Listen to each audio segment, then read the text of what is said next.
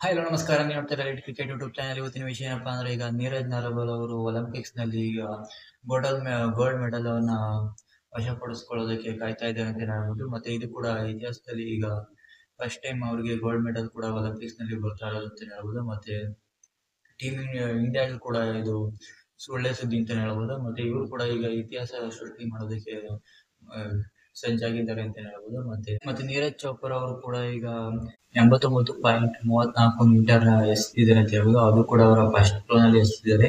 ಮತ್ತೆ ಅವರ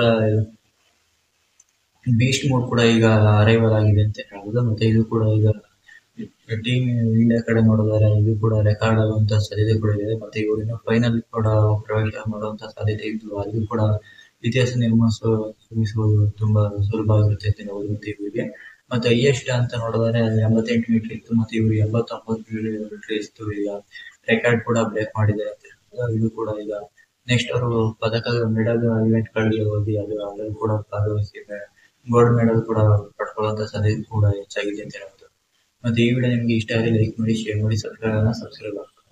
ಮತ್ತೆ ಪ್ಯಾರಿಸ್ ಒಲಿಂಪಿಕ್ಸ್ ಬಗ್ಗೆ ಅಪ್ಡೇಟ್ ಬೇಕು ಅಂದ್ರೆ ನಮ್ಮ ಚಾನಲ್ ಕಮೆಂಟ್ ಸೆಕ್ಷನ್ ಹಾಕಬೇಕು.